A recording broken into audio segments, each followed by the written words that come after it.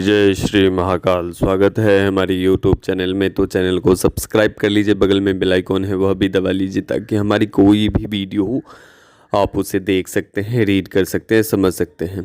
तो आप सभी से आग्रह है कि 11,000 सब्सक्राइबर पूर्ण होने में आप लोग सहायक बनेंगे। इसी कामना के साथ हम आगे बढ़ते हैं और आप सभी से आशा करेंगे कि जल्दी से जल्दी 11,000 पूर्ण हो जाए सब्सक्राइबर।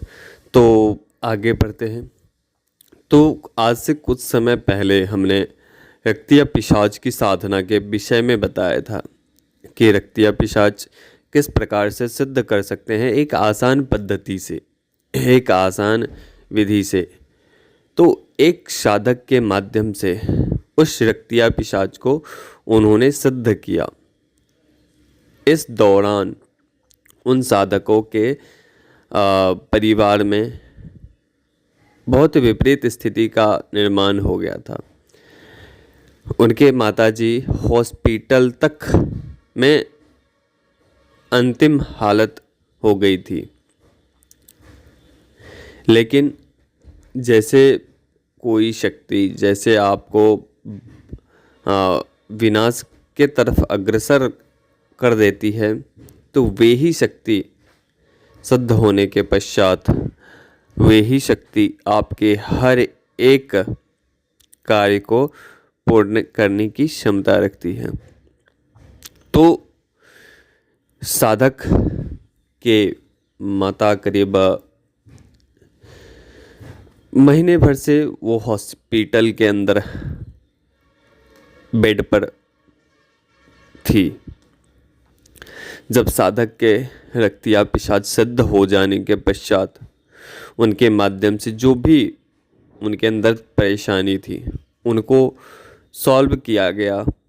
तो फिर वे ही माँ ठीक 3 दिन बाद, वो ठीक 3 दिन के पश्चात उनको हॉस्पिटल से डिस्चार्ज हो गए। इनके उस साधक के बहन को भी काफ़ी परेशानी थी। मतलब कि पति के होते हुए किसी अन्य के साथ वो अफेयर संबंधों में, अलग प्रकार के संबंधों में वो फंसी हुई थी। इस के लिए उसके पति के द्वारा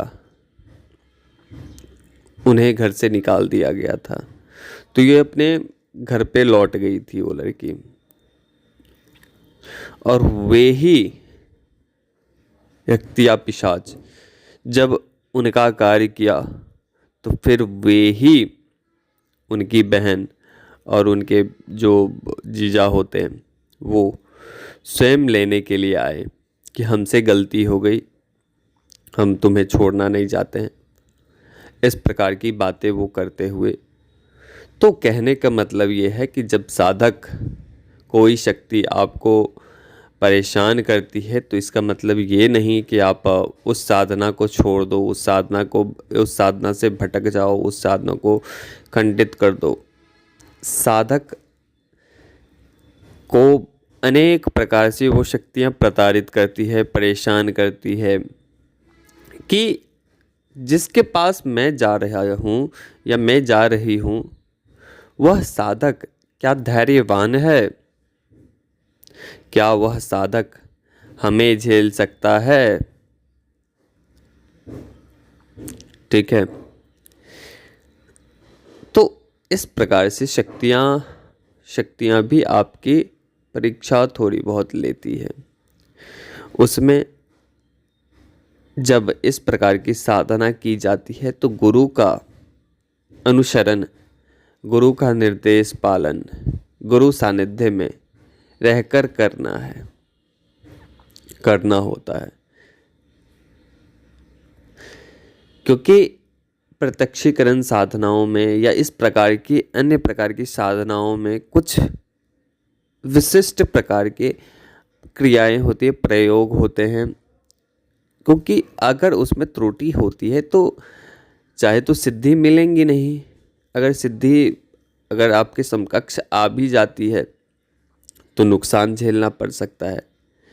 तो इसलिए कहते हैं गुरु निर्देश से ही कोई भी कार्य करें, खास करके प्रत्यक्षीकरण साधना या ऐसे क्लिष्ट से क्लिष्ट अनुष्ठान या क्लिष्ट से क्लिष्ट साधनाएं, गुरु निर्देश से किया गया हर एक प्रकार के कार्य सिद्धि की ओर अग्रसर होते हैं। तो आज एक साधक का मैंने अनुभव आप सभी को बताया है, उनके माध्यम से रक्तिया पिशाच सिद्ध किया उन्होंने, और उनको हमारी तरफ से बहुत ढेर सारी शुभकामनाएं। और ध्यान रहे कि किसी भी शक्ति का कभी भी प्रदर्शन नहीं करना है। दूसरी बात कि किसी को भी शक्ति के गुप्तता कभी भी भंग नहीं होनी चाहिए, ठीक है। कभी भी आपको बहुत सारे व्यक्ति होते हैं कि आपको तैस में लाएंगे, आपको गुस्सा दिलाएंगे कि आप शक्तियों का किसी न किसी तरीके से मिसयूज करो। तो धैर्यवान साधक होना चाहिए। साधक अगर कोई भी शक्ति सिद्ध करके रखा है या धारण करके रखा है व्यक्ति, तो उन्हें धैर्यवान होना चाहिए, ना कि उग्र होना चाहिए। अगर आप उग्र बनोगे तो फिर कभी ना कभी आप परेशानियों में घिर सकते हो, ठीक है। छोटी छोटी बातों को लेकर अपने शक्ति का प्रयोग करना ये भी उचित नहीं है, ठीक है। ऐसे समय में शक्तियों का प्रयोग किया जाता है जब आपको कोई रास्ता समझ में नहीं आए, जब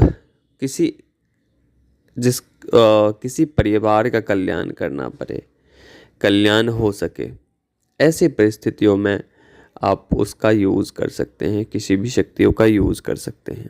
तो चलिए अभी तक के लिए अनुमति दीजिए। जय श्री महाकाल, जय महाकाली, जय भैरव। माँ महाकाली आप सभी के ऊपर कृपा करें। तो जय महाकाल, जय महाकाली, जय भैरव।